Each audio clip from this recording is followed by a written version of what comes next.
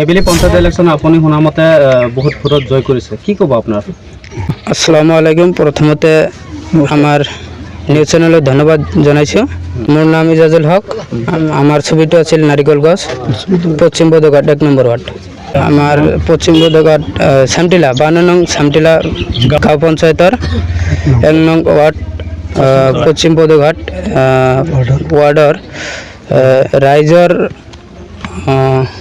সহযোগিতা লৈ আমাক বিপুল ভোটত মানে জয়ী কৰি দিছে।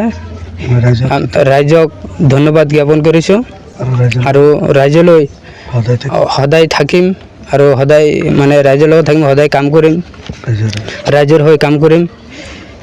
আৰু আমি ক'ব গ'লে বহুত ভোটত জয়ী হৈছোঁ। 446টা ভোট পাইছোঁ, চেঞ্চুৰী ক'ব গ'লে বহুত ভোট পাইছোঁ। আৰু আমাৰ এগেষ্টত 4টা কেণ্ডিডেট আছিল, 3টা আছে, আমি লৈ 4টাহে। তো এজনে পাইছে 27টা পাইছে আৰু এজনে পাইছে 214টা আৰু এজনে পাইছে 36টা।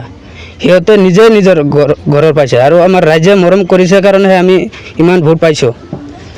বহুত মৰম কৰে ৰাইজে। 444টা ভোট পাইছোঁ আমি।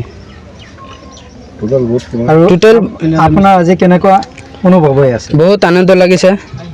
আজি ৰাইজে ইমান মৰম কৰি আমাক উৎসাহ দি মানে জিকাই দিলে, বহুত ধন্যবাদ জনাইছোঁ। ৰাইজক কি ক'ব বিচাৰে? ৰাইজক এইটোৱে ক'ব বিচাৰিছোঁ, আমাৰ লগত থাকি আমাক জয় কৰাৰ কাৰণে। মানে মুখেৰে ইমান ধন্যবাদ দিলেও মানে নহ'ব, মানে এইটো মানে সৰু কৰা হ'ব তেওঁলোকক।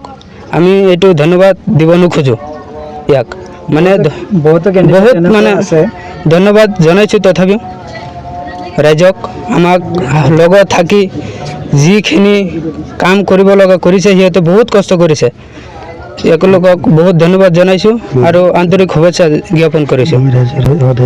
মই আৰু এটা কথা, সদায় আমি ৰাইজৰ লগতেই থাকিম, ৰাইজৰ হৈ কাম কৰিম। ৰাইজৰ উন্নতিৰ কাৰণে যিখিনি কৰিব লাগে, যিখিনি আমি এইখিনি কৰিম, আৰু যিটো কিবা কৰিব লাগে ৰাইজৰ লৈ কৰিম আমি। হয়, শুনামতে তেখেতে আপোনাৰ সৰু ভাইটি বহুত ভোটত জিকিলে, আপুনি কি ক'ব? হয়, আসসালামু আলাইকুম, নমস্কাৰ।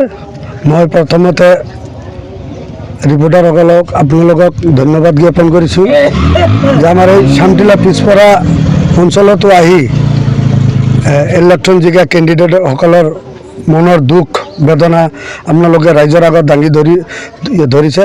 সেইকাৰণে মই আপোনালোকক ধন্যবাদ জ্ঞাপন কৰিছোঁ। হয়, মোৰ সৰু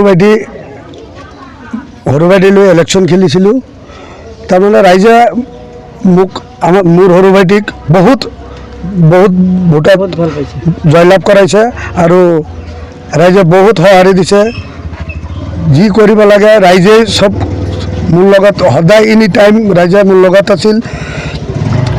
এটা কথা হৈছে, মই মোৰ এই সৰু ভাইটিৰ লগত লৈ ৰাইজৰ যিখিনি কৰিবলগীয়া কাম, যেনে আই ঘৰ, ৰাস্তা ঘাট, অৰুণোদয়, ৰেচন কাৰ্ড, যিখিনি কাম মই বিনামূল্যত 1 টকা নোলোৱাকৈ মই মোৰ সৰু ভাইটিৰ লগত থাকি মই ৰাইজৰ হৈ মই কাম কৰি যাম। এইখিনিয়ে ক'ব লাগে। আগন্তুক দিনত যিহেতু এইবাৰ পঞ্চায়ত ইলেকশ্যনত কোনো ধৰণৰ দলীয়ভাৱে পেমৰক স্বীকৃতি দিয়া নাই, পিছলৈকে কোন দলত জইন হ'ব বুলি কয়? হয়, এতিয়ালৈকে মোৰ সৰু ভাইটিয়ে চাৰ্টিফিকেটটো পোৱা নাই। মই অলপ আগত মোৰ তাত এটা ফোন আহিছিল, মই শুনামতে কালি আহি দিব চাৰ্টিফিকেটটো আমাৰ হাতত পোৱাৰ পিছতহে যিকোনো আমি এটা সিদ্ধান্ত ল'ম। এতিয়া মই একো নকওঁ, চাৰ্টিফিকেটটো পোৱাৰ পিছত যিকোনো সিদ্ধান্ত দিম। ইতিমধ্যে আপুনি কৈ যোৱা মতে যে অৰুণোদয় আঁচনি আৰু PM কিষাণলৈ আপুনি ফ্ৰী কাম বুলি এটা প্ৰতিশ্ৰুতি দিছে। ৰাইজে আপোনাৰ কি আহ্বান জনাব? আপোনাৰ এই কথাত কি বিশ্বাস কৰিব ৰাইজে?